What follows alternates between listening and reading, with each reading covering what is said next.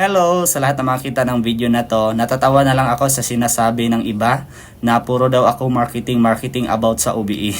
Yun nga, sabi pa nila wala daw ako mapapala dito. Pero paano kung sasabihin ko sa'yo na yung pagmamarket ko dito sa OBE ay pumapaldo na tayo na sobrang laki kahit isa lang tayong senior high school graduate dito.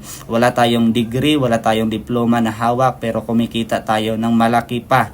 More than pa sa sinasahod ng isang OFW. Kaya right now, full time na natin itong ginagawa. So tingnan mo ito. Marami ang nagsasabi na wala akong magpapala pero ito yung bumungad sa atin.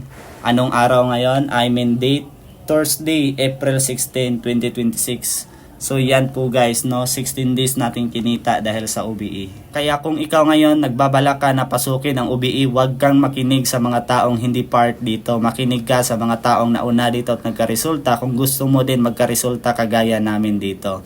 Wala kang ibang gawin ngayon kung gusto mo magpa-guide na ako mismo yung mag-guide sa'yo dito. I-comment mo sa comment section, I want learn. At syempre hanapin mo ako sa Facebook na ito.